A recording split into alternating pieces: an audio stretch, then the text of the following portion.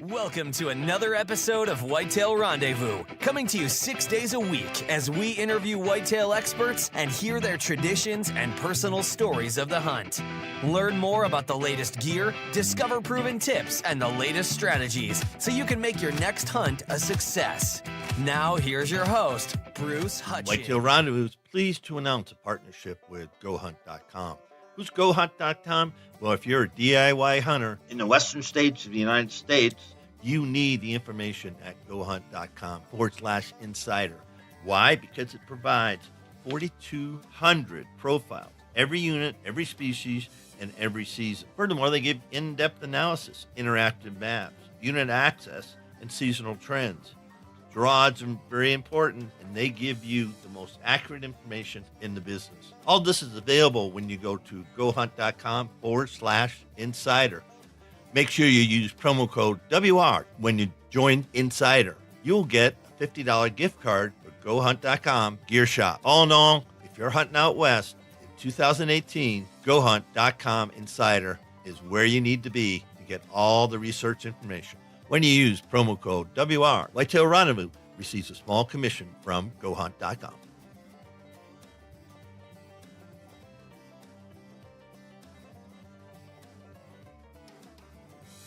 Hey, folks, we got a new sponsor. It's called Buckwild Coffee.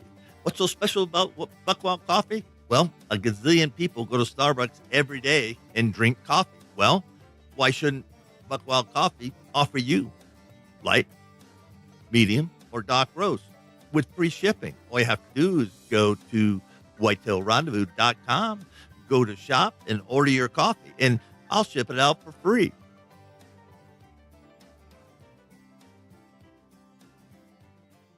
Whitetail Rendezvous. You're hearing this before hunting season right around the corner, but this is part of the preseason prep, and Bruce Ritter-Clark, otherwise known as Hoss, works at Ethics Archery down in Arizona, and he and I got together and had some great conversations. We were just on Facebook talking about what we're going to talk about on the podcast. So, Hoss, welcome to the show, and you've been an archer for a long time, but man, you really dig deep, and it's, I think the tagline for the show is what I am using and why. Let's talk about that tagline, because I think it's perfect. Yeah, I like to use that a lot. When I talk to people about their arrow setups, their bow setups, it always starts off the conversation before I start getting into any kind of dissecting their bow or their arrow setup or their broadhead choice, anything like that. I always like to start and say, what are you using and why?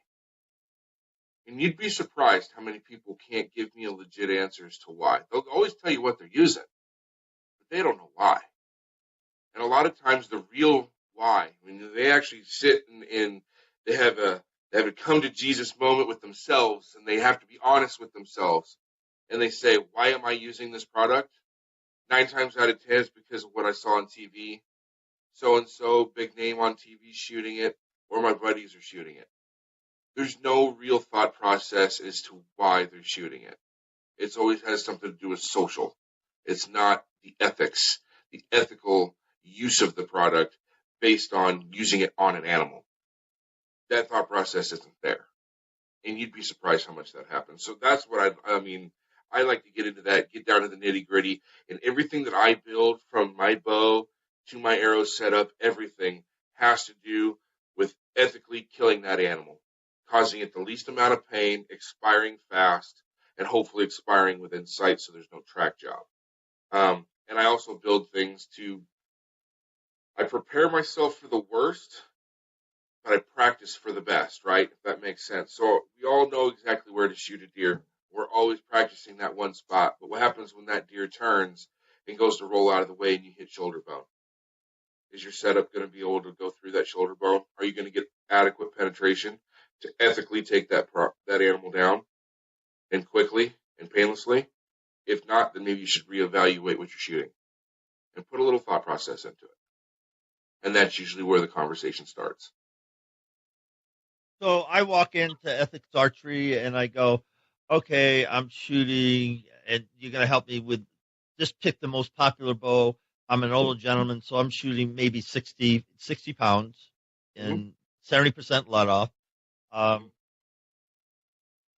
Okay, let's talk about, you pick the bow. What Well, bow? the funny thing is the bow doesn't matter, and that's what a lot of people don't get. Explain that. Okay. Matter. Okay, so it does in a Big way. dive. It does in a way, just because you need to know how aggressive the cam is. And what I mean by that is we can break it down. This is like arrow building for dummies. Okay. Good. I'm a dummy. Well, they should have a book out. They have everything for dummies out there. They got a whole section. Why not this, right? So I'm going to use as much layman terms as I can. So when it comes to the bow itself, the only part that really matters is how the bow shoots as far as the cams. Okay, so we've only got two types of bows out there. We've got regular bows and speed bows. And it all has to do with the aggressiveness. If it's a speed bow, you're going to build it a little bit different. And if it's a standard cam, not considered a speed bow, we build it a certain way. And all we're talking is going up one spine. That's all we're talking about. The difference from aggressive cam to a standard cam is something more aggressive. You're going to want a little bit stiffer spine to handle that because it's going to be such a jolt at the very beginning. Other than that, it's the same thing. So with you, if you came in and said, I was shooting X, whatever X bow it is, let's go with a standard cam because that's the majority of what people are shooting, right? So we already know what your draw length is going to be, and we know what your poundage is going to be. Okay, so you want about 60 pounds. Would you say about 29 inches? 29 inches. Cool. Most common. So 60, 29. We're going to build the arrow first. Forget the sights, forget the peep sight, forget the string. None of that matters. Here's the thing, and I like to always ask people this, and you liked this last time we talked. So I'm going to ask you, and I'm going to ask all the listeners out there. I want you to say this in your heads. How many deer have you killed with your bow? A lot of people don't like that question. They don't like the answer to that question because you might have some listeners out there going 5, 10, 1. Haven't killed one yet, but I plan on it, really. So you're chasing them down and beating them over the head with your bow? I don't think so. You're killing them with the arrow. The arrow is the only part that makes contact with that animal. Your broadhead, your insert choice, which is your foundation of your arrow build, the arrow shaft itself, making sure that you have the right stiffness and the right spine, down to the fletchings and the knock. All of that works as one cohesive piece and is the most important part of the entire setup.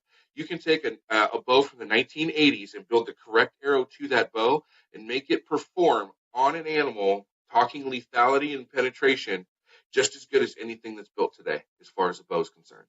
So the bow means nothing. Say that again, because some people, and I know marketing's marketing.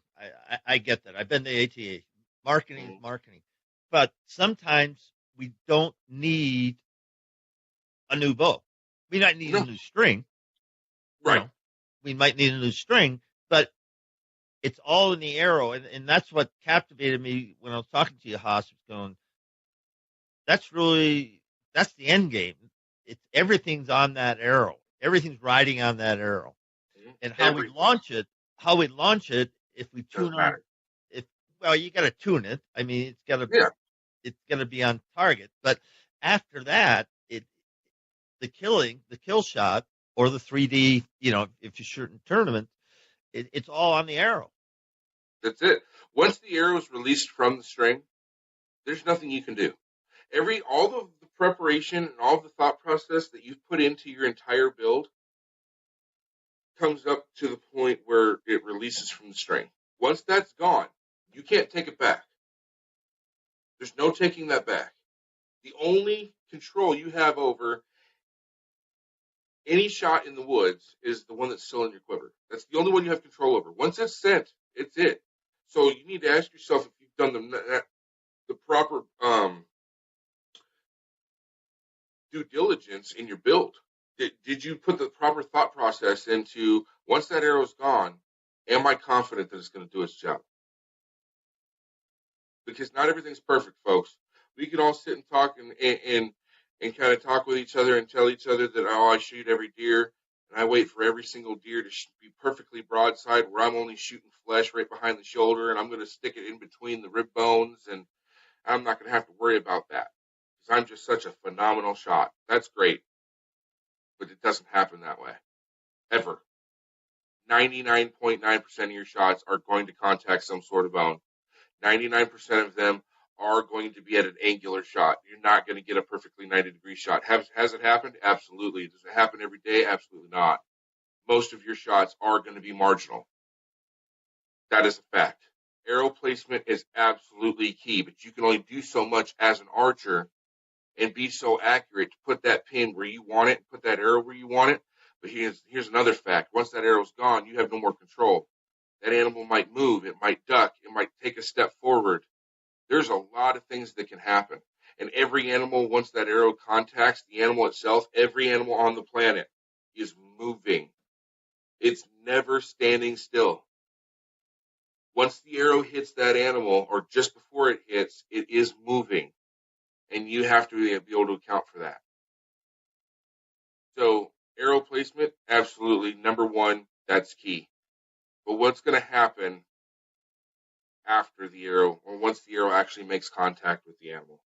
What kind of due diligence did you put into your build? And that's where we have to start. So you have to ask yourself, like if you came into my shop, if I had a shop, and you said, You work at Ethics Archery. I work at Ethics Archery. We're a manufacturer, though. We just make the components as a manufacturer. So we have our products in shop. Let's explain that. Let's explain that because I've said that wrong a couple of times. So let's explain who Ethics Archery is right now. Okay, so Ethics Archery is we are a 100% American-made, veteran-owned company. Scott Gazowski is actually the owner. And the shop itself is in Vail, North Carolina. Everything is made in one location, shipped from one location. So it's all done there. And what we do is high-quality, precision components. So inserts, outsert systems, field points, these types of things that are very, very crucial in arrow building and probably some of the most overlooked parts of the arrow build. But I like to use the analogy of a home. So you have multiple different products on the market today, like factory, right? So you've got aluminum, you've got stainless steel, and you've got brass. That's typically your three choices of material for an insert. Think of your insert as a foundation for a home that you're building. You're going to build it on tin, which is aluminum. Are you going to build it on dirt, which is something like a brass? So it's hard. You can get it hard packed, but it still gives. You're going to build it on concrete, which is like stainless steel. I don't know about you, but I'd rather have it on something that's not going to budge like concrete. So I always go stainless steel. You have to think about that, the quality of the components that you're using. What types of materials is it? What type of material are you actually screwing into that base that's holding that arrow together? Because if you don't have everything cohesive, if it doesn't hold up on a hard impact, if there's any bending, any breaking, penetration stops, you've just wounded an animal, and none of us want to do that. Correct. You're right. No, it's going to happen. I mean, unfortunately, I've done it, and it's a sad day when, it's just sad when you lose an animal. But it does happen just because of everything that's going on, and that's the way it is. So my responsibility is to have the best gear and to be in practice and everything. But let's get back to the arrow build because let's talk about the components. Now, you told me something about FOC. What's FOC? So FOC is going to be forward of center weight. So typically today, if you go into a bow shop, your average bow shop, and I like to call them cookie cutter arrows.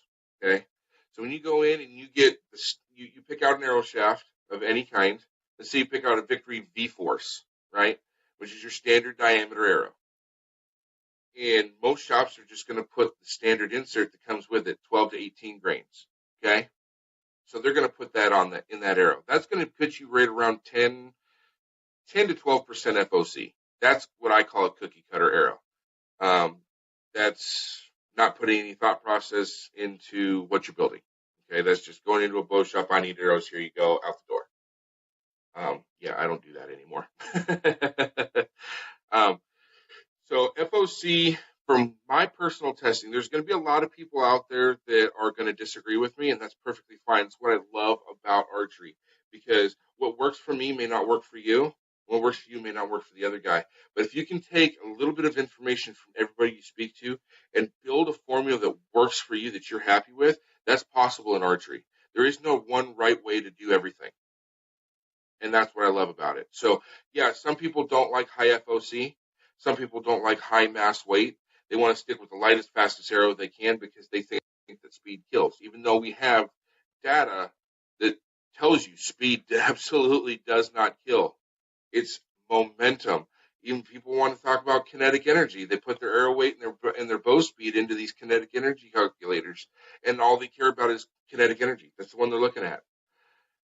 Sorry, folks, but if you haven't heard this before, you're going to hear it now.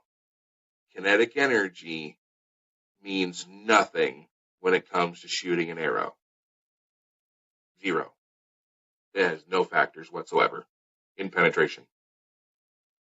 Kinetic energy only matters in things that are supersonic. Bullets breaking the sound of speed. That's the only time kinetic energy matters. So please get that out of your heads.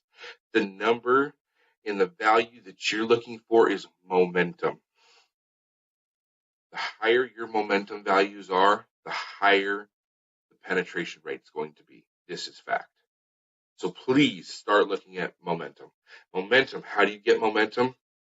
You have to build mass weight. You have to have weight to carry through flesh and bone and organs. If you don't have the weight there, it's not going to penetrate. Where do we want this weight? Going back to FOC, you want it on the front.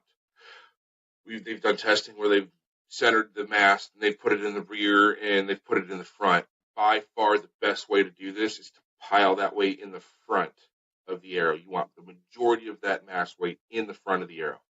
Why? Because when it hits, it's actually going to be more accurate. It's going to guide that arrow a lot straighter, more true. It's going to tune so much better. It's going to make you more accurate, more consistent. That's very key when we're talking about shot placement. But once it hits, that weight is going to all in the front, and the energy is going to transfer to that bone. Let's say you hit bone, and it's going to shatter that bone. It's going through. It's going to create a hole and allow that arrow to drive through. That's what you want. So when we talk about FOC, my personal opinion in the testing that I've done, I like to have a minimum right at 18% FOC.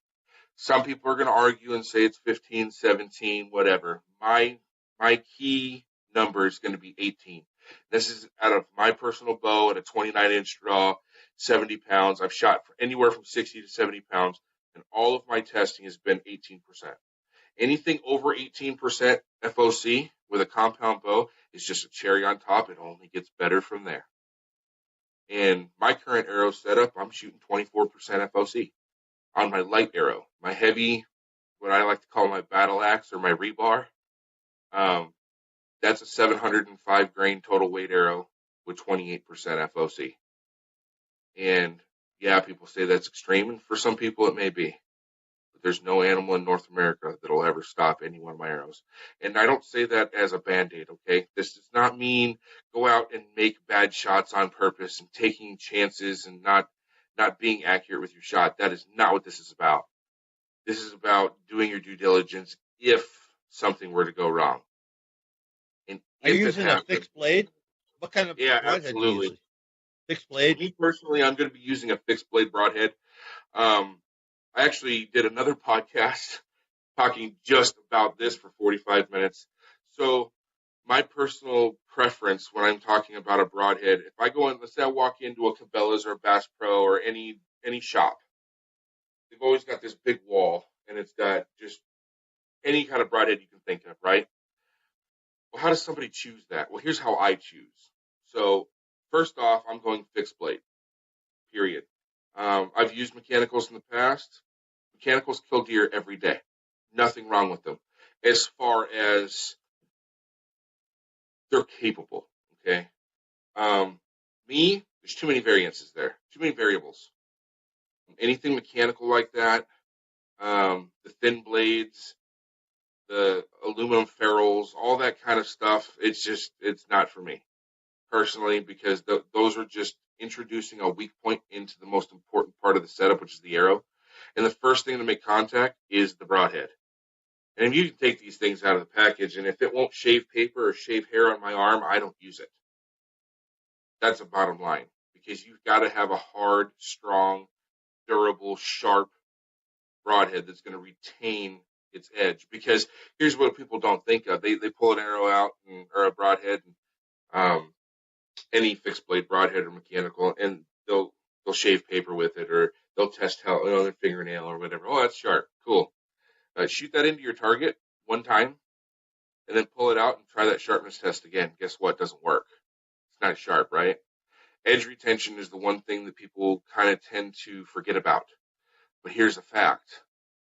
Before you get to vitals, you've got to go through hide, fat, and possibly bone. If your arrow is not sharp after going through all of that, you're reducing your chances of killing that animal ethically. It needs to be sharp once it passes through hide, fat, and bone, because that's where the vitals are. And if it's not, you're going to have a problem. If it can't get through the bone, if it's not designed to get through the bone, only designed as a cutting tool, can't get the vitals.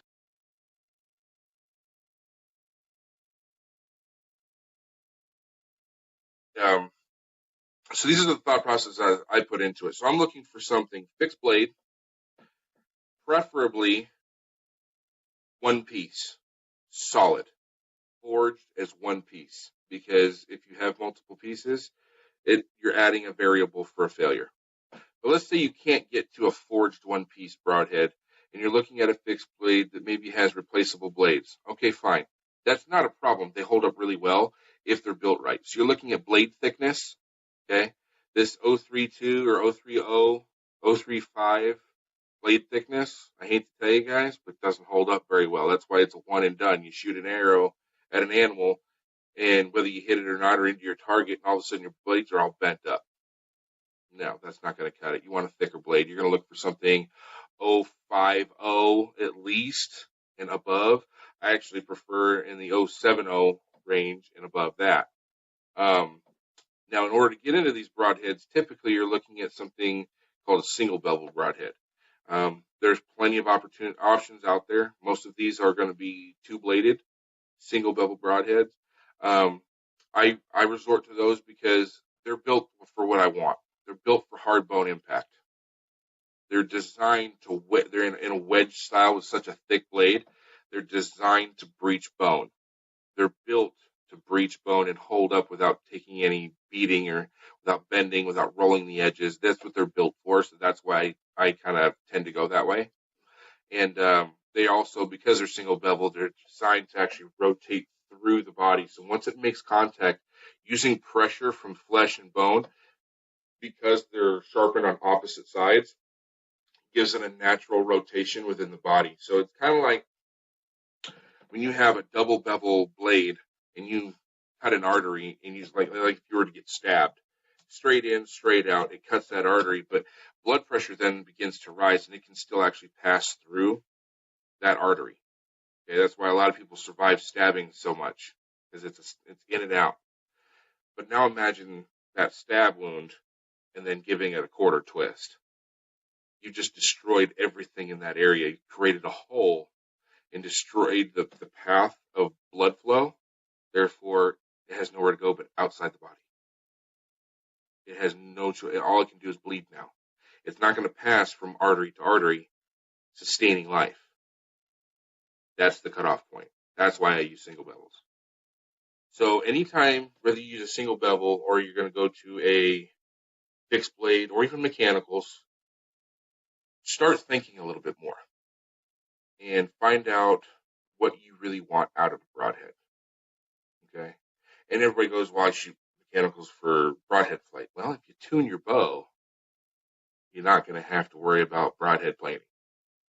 And that is a fact.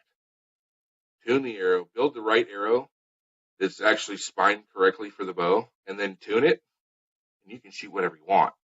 And it's going to have that quote-unquote, which I hate saying this, quote-unquote field point accuracy. I think that's actually kind of a false statement within the industry, but we'll use it since everybody understands it. But yeah, so the basis of this whole thing, and it doesn't matter if we're talking about broadheads or if we're talking about arrow builds or components, any of that stuff, you've got to have a come to Jesus moment. You've got to ask yourself 100%, what am I building this for?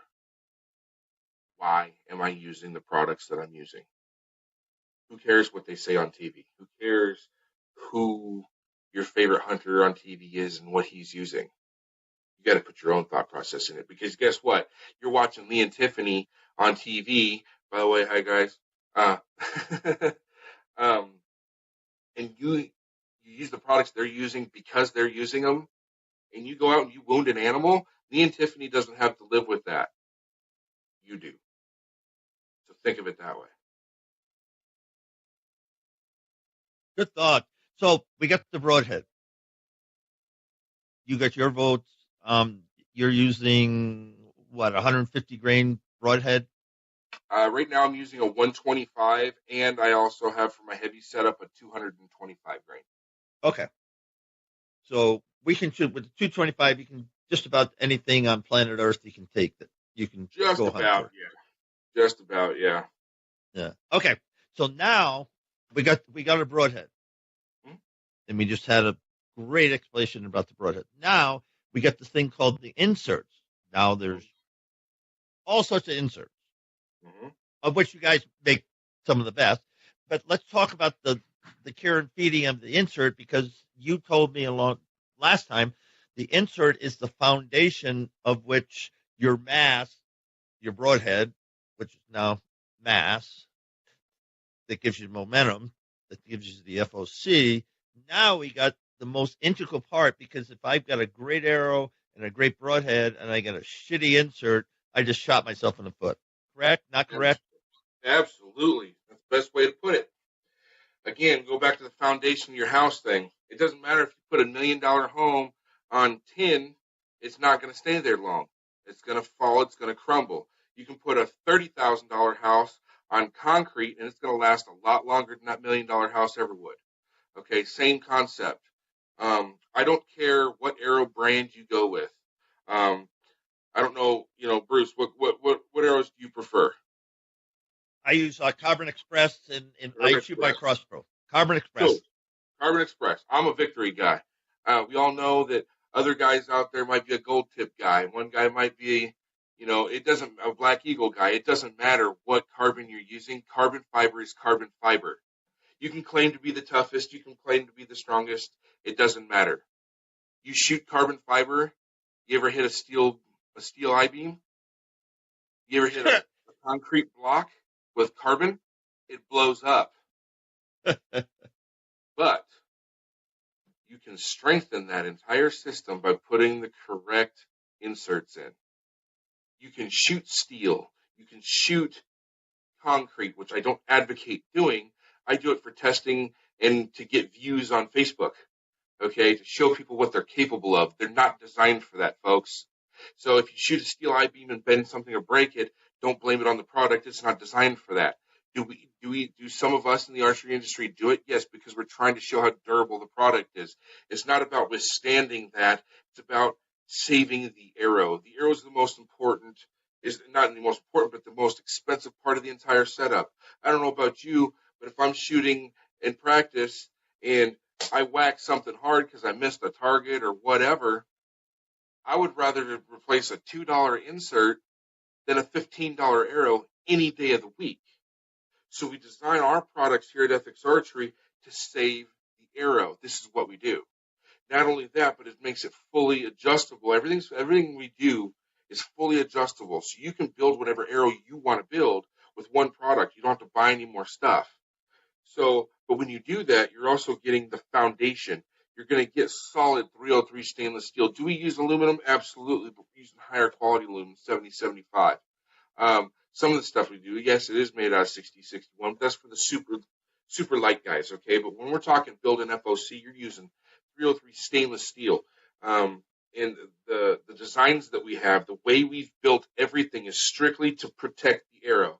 Are you going to bend some of our stuff if you go out and shoot steel plates and stuff like that? Absolutely. Is it going to hold up to an animal in the shoulder? That's what it's made for. It's going to punch through. It's going to hold that arrow together. That arrow is not going to fail once it goes through the animal, and that's what matters. Who cares what happens after it passes through the animal? You know, if you be over in New York City sitting on the side of a building and shoot a deer, it passes through, hits concrete, right? Well, if the arrow if it fails, who cares? After it goes through the deer, it's what happens between entry and exit on the animal that matters. So if you've got a really bad foundation and you happen to hit bone. Here's a hot special for all Whitetail Rendezvous listeners. The Hunting Buddy app is giving away an all expenses paid free-range whitetail hunt at ABC New York Ranch this fall. You'll be hunting with NASCAR driver Spencer Boyd and the Hunting Buddy team, all the while being filmed by a professional film crew from Rush Outdoors, as seen on the Pursuit channel. To enter the contest for free, go to huntingbuddy.app.com. Click the Huge Hunt Giveaway section tab and download the app. When you upgrade to the Outfitter plan, you get 30 additional giveaway entries. Hunting Buddy app is your best choice for staying safe in the woods with their patent-pending safety notification system.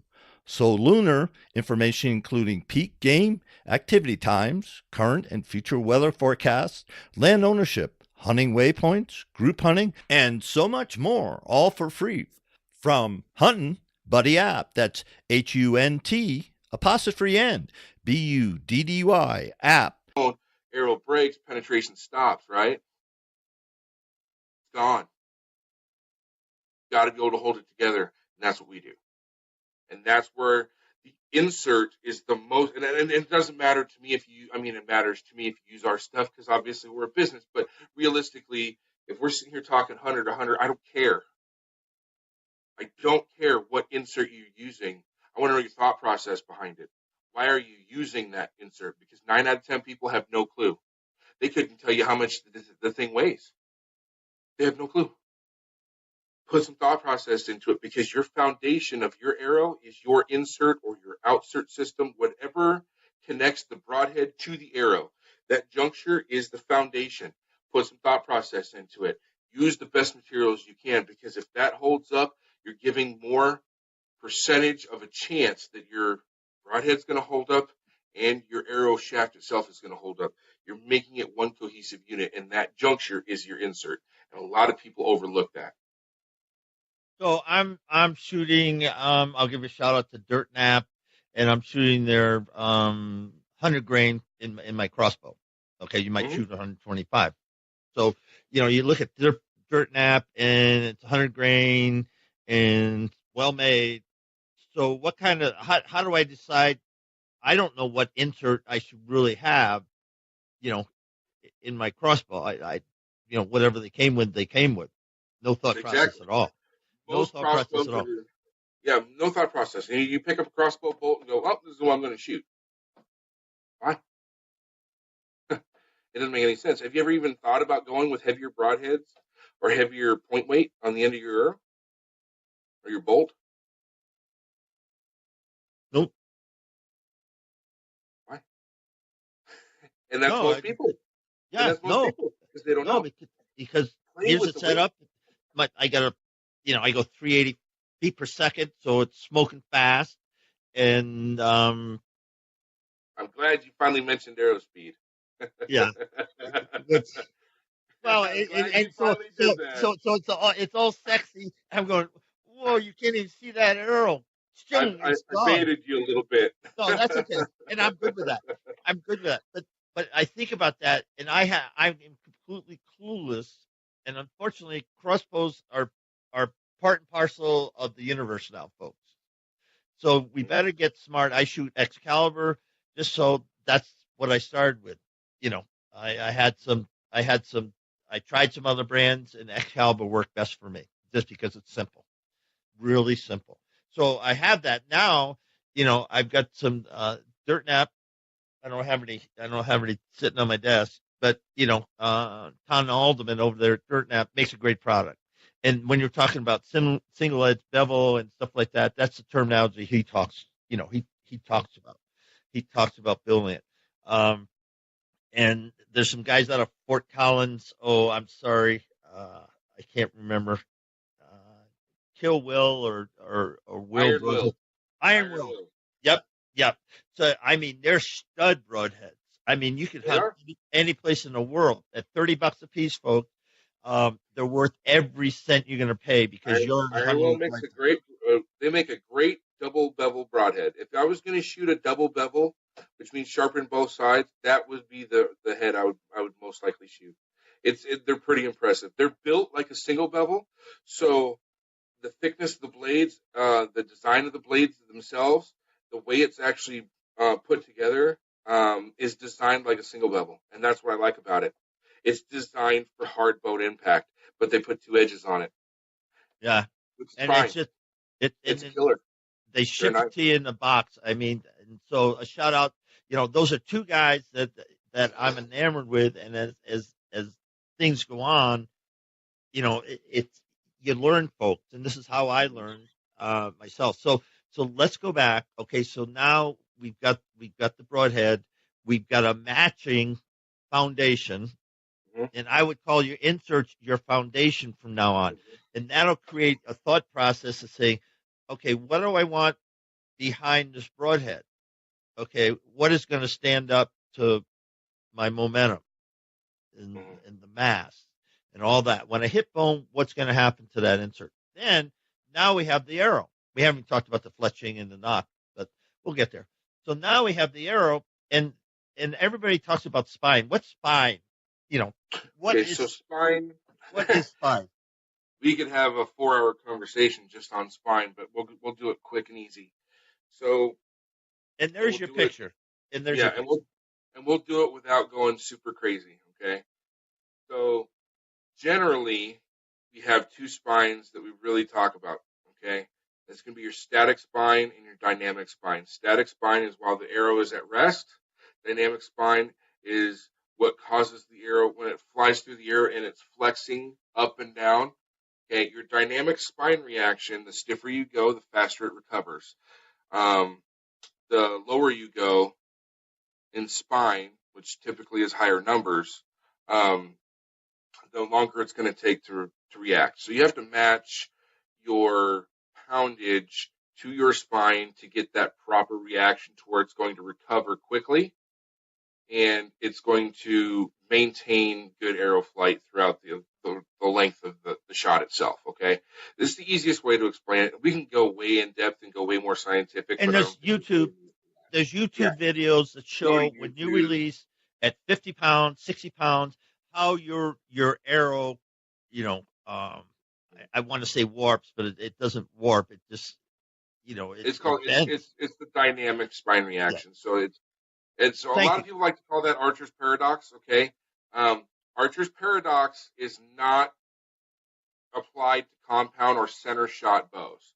Okay. Archer's paradox deals with traditional equipment where the arrow actually goes side to side instead of up and down and actually bends around the riser and corrects. Okay. That's Archer's paradox. That's not what we're talking about here. It's just a misused term. What we're talking about is dynamic spine deflection. Okay, so I got to stop you there. If you're shooting traditional setup, no wheels, pulleys, cams, whatever, then it is Archer's paradox. Archer's paradox, because it bends around the riser. Handle. Correct. Right. It's going to bend around the grip and the riser, and it's going to recorrect forward. Okay, then for compounds, I don't know what the heck they call for crossbows, but the compound, dynamic spine response is the correct terminology. Dynamic spine. I'm having a hard time talking. I do this all day long, every day. Dynamic spine reaction or deflection. Same thing. That's going to be an up and down motion as the arrow tries to correct. Because when you load up that, when you shoot a compound bow, that string is coming forward from a dead stop, all of a sudden rushing forward. So what's going to happen? That spine is actually going to load up with the weight that's in the front, right? And it's going to bend, kind of like this. As it comes forward, it's going to bend as it's coming forward. And as it comes out of the bow, it's going to come back up and bend and do this, basically, until little by little it straightens out. So for every action, there's an opposite and equal reaction.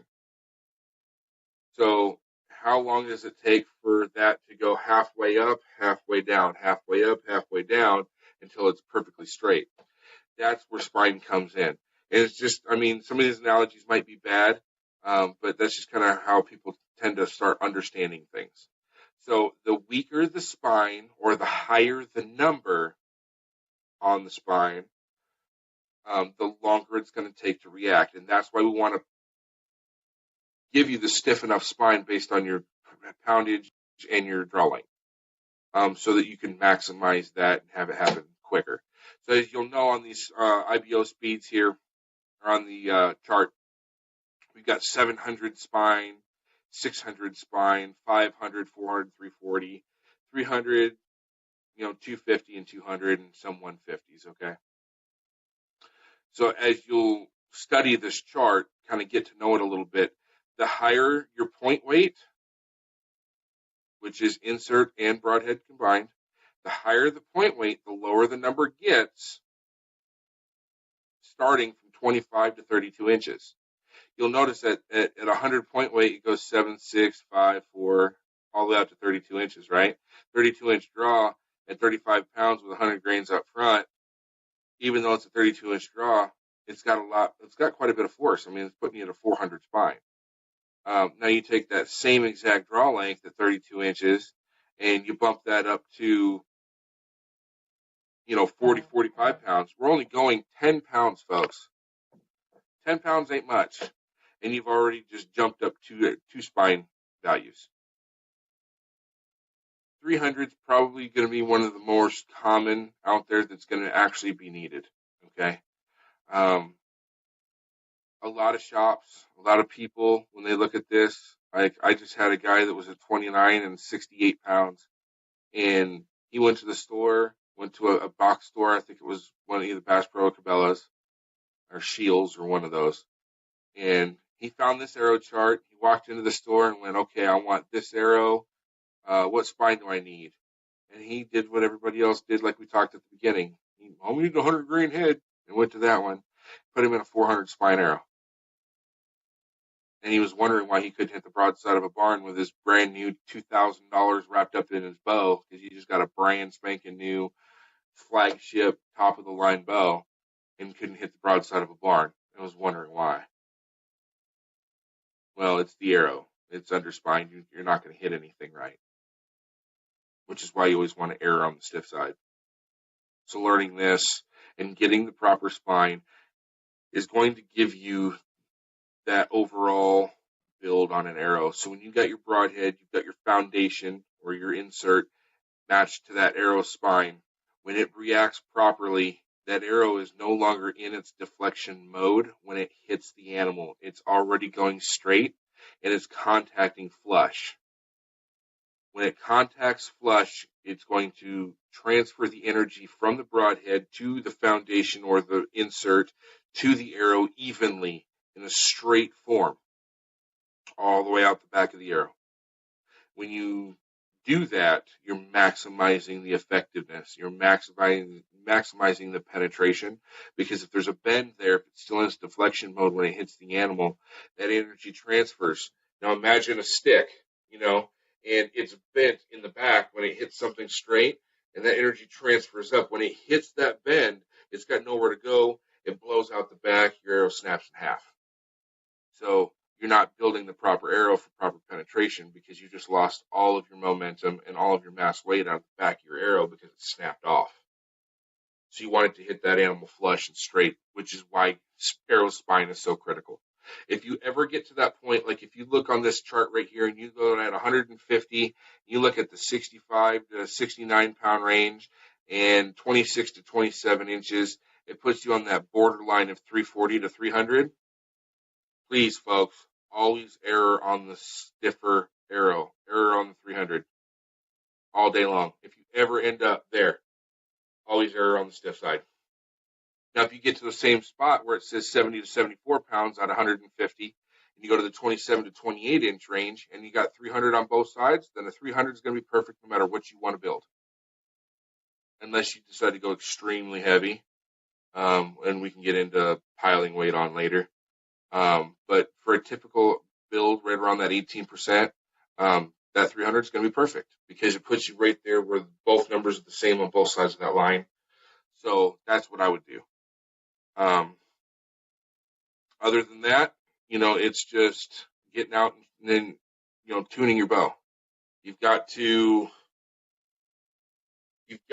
build from the front to back. And once you get to that done, then you got to tune that arrow that you just built to the bow. That is very important. You've got to tune the arrow build to the bow.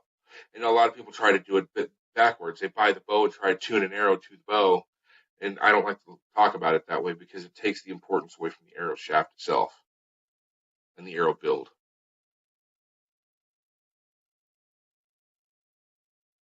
So now we have the fletching and then the knot. Okay.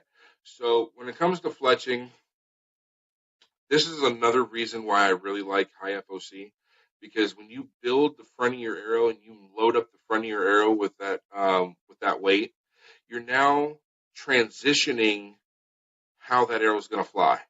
So now that arrow is going to fly straight or straighter the way when you tune it, it's going to fly towards the target by pulling the arrow behind it instead of the weight in the back pushing the arrow, right? Because the most important part of the impact is going to be the point, right? That's where the broadhead's at. It doesn't matter where the back end hits, it's where the point hits because that's what's got the killing. That's the killing end of it, right? It's the business end. So you really want that to hit where you want it to, so you have more control over it. So what I would then do is I actually take helical out personally. I run a straight clamp with a 2-degree offset on my Bitzenberger, and I go with a small, extremely light fletching. Now I am running a 4-fletch just because I've seen great improvements at longer range with a 4-fletch over a 3. But I'm using personally I'm using the AAE Plastifletch Max 2.0s. So they're 0.33 tall, 2 inches long, super, super small. Matter of fact, I might even have one here. And this is actually a 3-fletch I have today. One of my show arrows. But this is this is on a Victory VAP V1 Elite. So they're very, very tiny. They look bigger on the shaft because it's 166.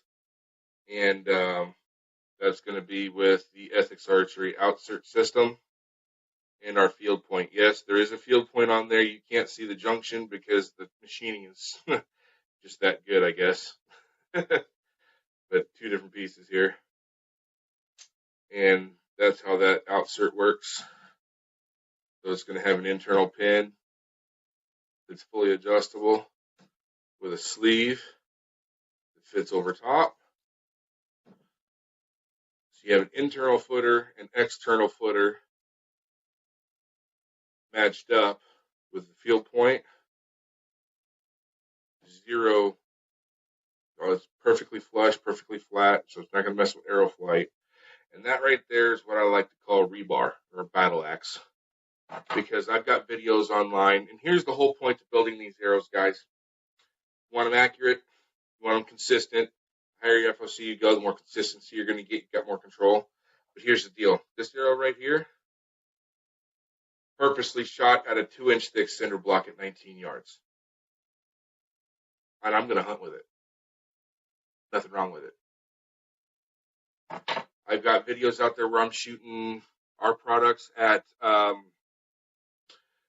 50-gallon propane tanks at 12 yards away, shooting steel, and the arrow survives with no problems. That's what you want.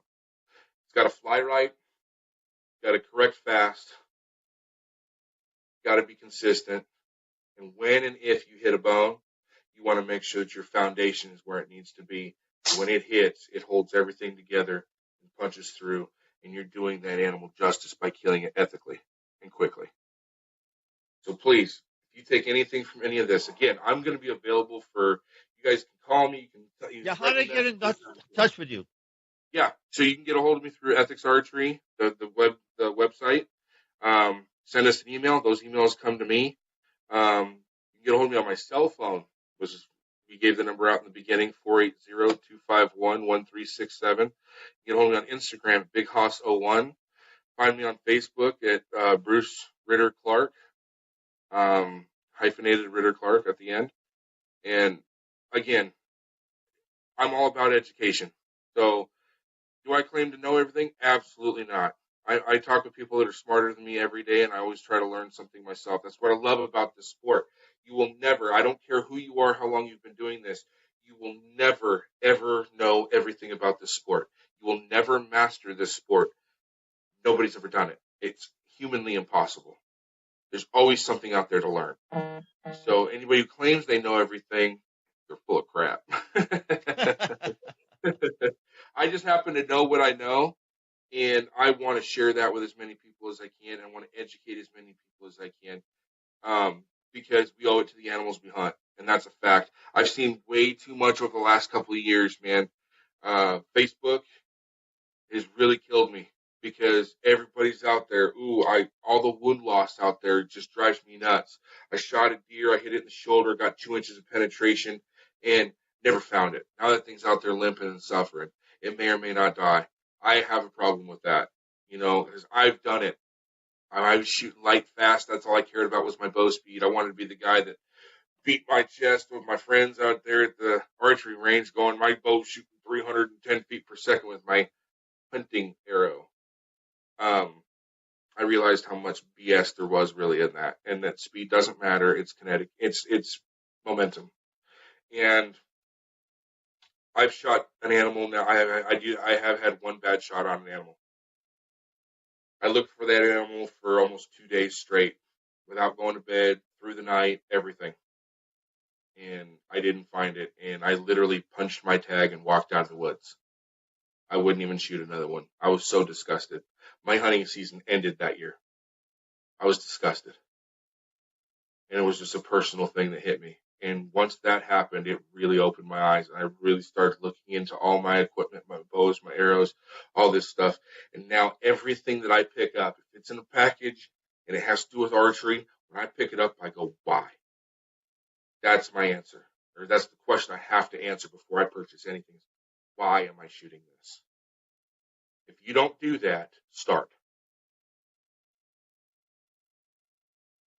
You'll be Interesting. Much more So, just a thought, and folks, Ethics Archery, you can reach out to them. If you get questions, just hit me up at whitetailrendezvous@gmail.com.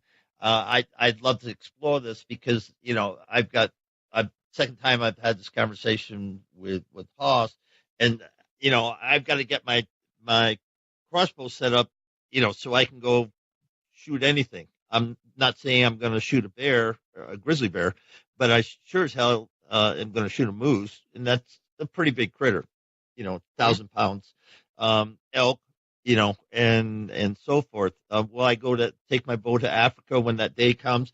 I will take my crossbow, but I'm probably going to use a 375 for my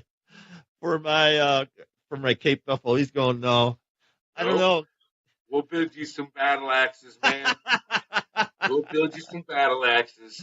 Oh, I just heard we can make that crossbow way more lethal than any firearm. There's a lady up in Wyoming. She said something. I don't have the whole story, and I can't find it on the thing. Something about hunting a Cape Buffalo with an air air An airbow? rifle or an airbow. I don't know all the details. That's why I'm not going to tell the name until I get everything straight. But we're supposed to have her in the show, and I'm going to be very interested to hear the whole backstory. So people are adventurous. The whole thing that I love about Haas is that, you ask yourself your questions. Once you have the right equipment, the right arrow to do the job, then the bow you have today, you don't necessarily have to go out and buy the brand new bow. You see golfers do it all the time. If I get the next best thing, I'm going to take 5 strokes off my game. No, Never happens. it's Never not going to happen. And so, am I against marketing? No, it's the way it's the way it is. Every single person at ATA has a great product. They have great businesses, and they're in competition, and they have to have marketing. I get that. And that's why people like Shockey and Lee and Tiffany and Drury Brothers, and, they're By well the way, all supported. those folks you just mentioned are great people.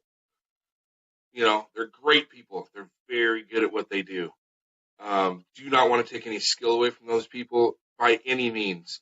But you also have to consider that there's the top 1% of this industry is actually makes their living solely on what they promote. Yep, and that's their job, folks. That is their job. So are you going to tell Jim Shockey not to go to work? Not to make money for his family? He's going to promote what he is paid to promote. And it's not that they don't have confidence in the things that they do promote, because there has to be some integrity there. Absolutely. But they're going to do it in a way that they're told to, because that's their bread and butter. That's their job. It's a job. So, and you can't look down on them for it. And I'm definitely not putting them down for it. But the consumer needs to understand, why are they pushing this brand of trail camera? Well, because this brand of trail camera pays them to say this about the trail camera. Right. No different than the football players. I mean, football players, any professional athlete, any actor, why do they think you have those people pushing Gillette and shoes and Prada and anything at all? Because they're recognizable. People go, oh, if they like it, why shouldn't I like it? If they use it, then I should use it. Maybe you should, maybe you shouldn't. Again, you have to think. And that's what I love. I've said this 3 times, and I won't say it again, but this has been such an educational thing, and we're going to do this more. We're not done here because we get a lot more to talk about. But our time's up, and we've shared, what I wanted to share. Any last thoughts, Haas? You know what, man? Sorry, I do get really long-winded. I'm pretty passionate about it. I get kind of worked up when I talk about aero builds to folks. Even more so when I have somebody else on the line that's actually fighting back in an actual debate. Those are some of my favorite conversations, just because I get so passionate about it. And the bottom line is if you take anything from this podcast or any podcast that I ever do, I always tell people, the one thing, if you take anything from it, please put some thought process into your aero build. Because if I catch you out on the mountain in Colorado elk hunting, and I see you out there with a bow, and we start to talk, and I say, hey, whoa, why are you shooting the arrow that you're shooting? You should have an answer. And it should be because of the thought process you put into it, not because so-and-so says this is what you shoot. That's what I want to hear from every hunter. Anytime I talk to somebody about their setup, why? And I want an intelligent answer. If we can do that, our wound loss is going down. Animals are going to die much more ethical, much quicker, and the overall industry is going to grow, not just monetary or the size of the company. I'm not talking that. I'm talking as a whole. And it's going to bring more and more people together as one unit in the hunting world. When people start thinking about every little thing that they're doing, it's so much more intimate. And when you gain that intimacy with the people that are like-minded and with the products that you use, it can only get better. It never gets worse. Well said. And with that, thank you on behalf of hundreds of thousands. Yesterday, we went over 250,000 downloads for Whitetail Rendezvous. So I guess I'm real. I shouldn't say it like that. I appreciate every single listener, every single download. And, I look forward to, growing our brand at Whitetail Rendezvous. And look forward to, continuing to stay in touch with you and having quarterly. I think we should at least twice a year, if not more, and develop that relationship. So with that, Huss, thank you so much for being a guest on Whitetail Rendezvous. Thank you for having me. I appreciate it, man. Hey, we're heading down to Georgia, and we're going to meet up with Lyle Avis. Now, Lyle has a dog named Zeta, and with Zeta, they go out and track deer, track hogs.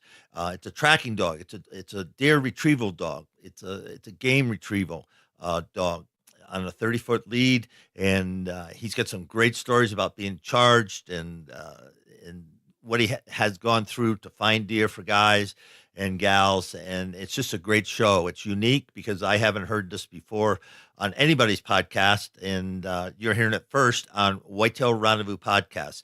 We bring the best for the best listeners in North America. Stay tuned, folks. Going to be a good one. Thanks for joining us. Be sure to tune in tomorrow for another episode of Whitetail Rendezvous, where you can listen and learn from the experts so you can be more successful on your next hunt. Until next time, listen, learn, and succeed.